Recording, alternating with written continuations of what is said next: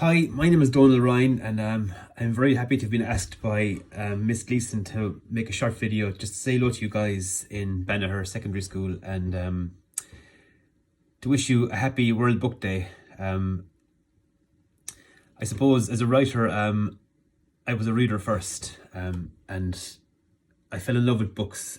I suppose at around the age of 14 or 15 when I read a book called The Stand by Stephen King, because I'd been, a fairly good reader up to that, but that book just made me fall in love with the idea of a story written down in words on a page that just created this picture in my head that I couldn't shake off, and introduced me to these people who just seemed so real to me.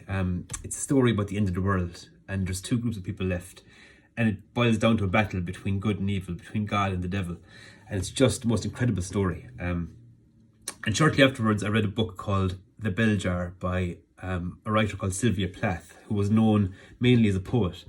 But she wrote The Bell Jar as a kind of fictionalized account of her own life, and it became a kind of seminal novel, one of the most influential novels ever written. It's pretty short and it's absolutely brilliant. But I suppose I could talk on and on and on about the books I love, but my advice to you guys is pick up a book that just appeals to you. And the thing is, we kind of have to judge books by their covers, because what else can we do? Because you can't judge a book properly till you've read it, and you can't read every book. So the only way to kind of figure out, what book will interest you is to pick it up, have a look, see if it appeals to you, look at the blurb in the back and see if it's the kind of book that might interest you somehow. And after I'd read for long enough, I decided that I'd give writing a book a go myself, and I spent years and years and years trying to write in a way that felt natural, and it never worked. For some reason, I always seemed to sit down to write in this kind of weird English middle class accent, and for a fella from North Tipp, that was a very strange thing to do. I think it's because I had this picture in my head of a typical novelist as being this kind of middle class Englishman, and it was a ridiculous thing to think. I don't know why, really, thinking back, what I was doing. So I spent years and years trying to write in this slightly heightened kind of voice that didn't suit me at all. And everything I wrote made me feel a bit sick, to be honest. And until I struck on the very simple idea of writing in my own voice, in the voice of my friends and my family and the people I loved, I couldn't make anything fit on the page. So that's advice I always give to people who are kind of starting off writing, is to start in the first person and start writing in your own voice. Use your own words, your own vocabulary, your own lexicon and your own landscape. We're lucky enough to live in a really beautiful place, because I know you guys are from Tipp and Galway and Offaly, and there's just so much richness in the landscape and in the language of the places we're from.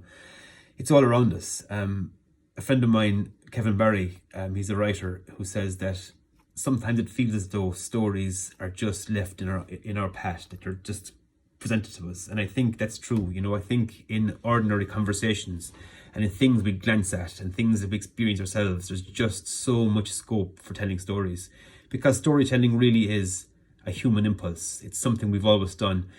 The idea of telling stories actually predates human language. There are caves in Lisieux in France that have actual narrative arcs across the walls, and these stories were actually painted onto cave walls. The stories of hunts and the stories of things that happened to these groups of people are actually described in perfect arcs across the wall. So they actually are story arcs. They've got a beginning, a middle and an end, and they predate human language. So we were telling stories before we could even speak as a species.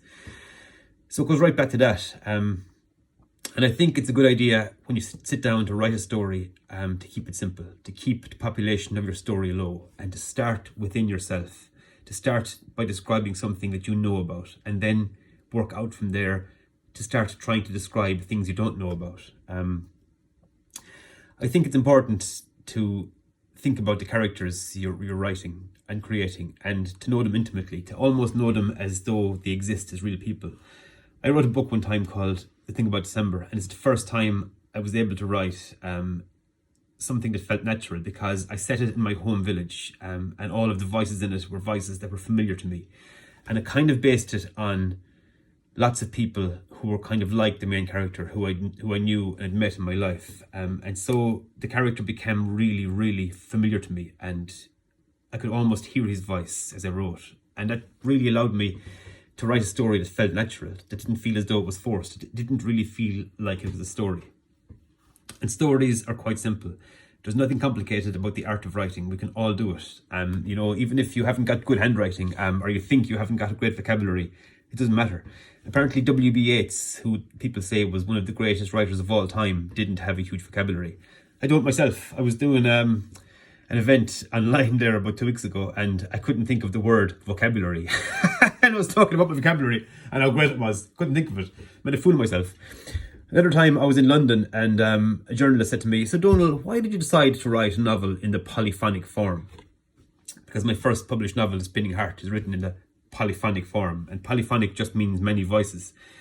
And I'd never heard the word, bizarrely. I published a novel in the polyphonic form. It was a bestseller and had won awards, and I was doing an interview with an English journalist and had never heard the word polyphonic. But luckily my friend Connor had given me an iPhone as a present, and I was able to excuse myself and go to the toilet and Google the word polyphonic. But if I hadn't panicked, of course, I'd have realised poly is many and phonic is voices. Many voices, makes sense. Anyway, that was just me being stupid. So I think the only qualification you need to be a writer is to actually write. The minute you sit down to write something, you're a writer. You don't have to do any course. You don't have to have any qualification. You don't have to have studied anything. The minute you start to create a story, you are a writer of fiction. And it's a great place to be because it opens up a whole world of freedom to you. The whole universe is yours. You own everything. You can write any story. Because there are nominally 1 million words in English. And imagine if you take that million words, imagine if you try to work out the numbers of ways you could combine those words into any given sentence or paragraph or story. I mean, it's absolutely, it's beyond comprehension. It's as good as infinite. So really, infinity is your possession as a writer. You can go anywhere, you can do anything, you can create anything, and you can make something exist that didn't exist before, and it's a great, great feeling.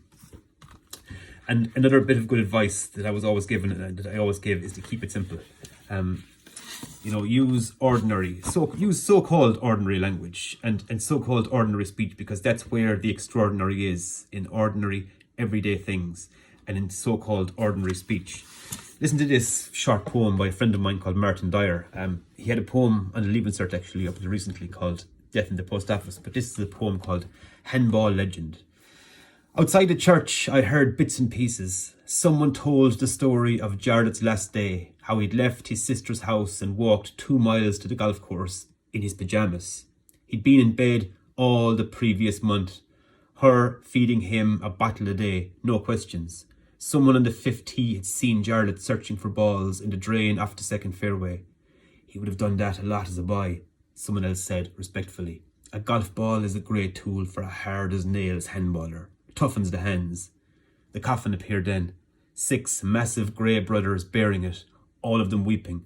We blessed ourselves, and someone said softly, "Makes shite of the hands, more like." Isn't that great? And how straightforward and simple the language is, and how powerful an image that Martin creates of this scene, of this man. We kind of get a sense of who he was, what his life was like, what kind of man he was, what kind of men his brothers are, carrying his coffin and weeping silently. It's just powerful. So guys, again, it was lovely to talk to you. Thanks, Miss Leeson, for asking me to do it. And I hope you're all having a nice World Book Day. And remember, all you have to do to be a writer is to write. And all you have to do to be a reader is read. So enjoy it. Bye-bye.